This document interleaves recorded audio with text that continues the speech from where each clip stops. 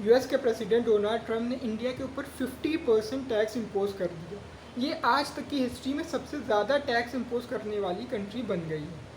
इस tax impose करने का मतलब ये है कि इंडिया से जब भी कोई सामान यूएस में एक्सपोर्ट होगा तो यूएस की गवर्नमेंट 50% टैक्स चार्ज करेगी इंडियन एक्सपोर्टर से in the form of import duty.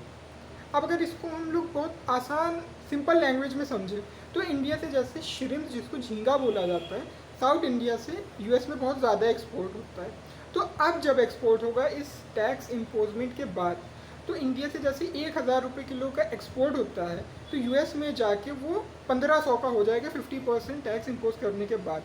जिससे क्या होगा, ये तो सिर्फ टैक्स है 50%, इसके बाद कई अलग भी चार्जेस होते हैं, जैसे ट्रांसपोर्टेशन चार्जेस हो गया, पैकेजिंग चार्जेस हो गया और स्टोरेज चार्जेस हो गए। ये सब मिला के एक प्रोडक्ट की, एक पर्टिकुलर प्रोडक्ट की यूएस में बहुत ज़्यादा प्राइस बढ़ जाएगी, जिससे यूएस के सिटीजन्स इंडियन प्रोडक्ट्स नहीं खरीदेंगे। इंडिया इसके कंपैरिजन में वो लोग अपने लोकल यूएस के अमेरिकन मैन्युफैक्चर्ड प्रोडक्ट्स खरीदेंगे।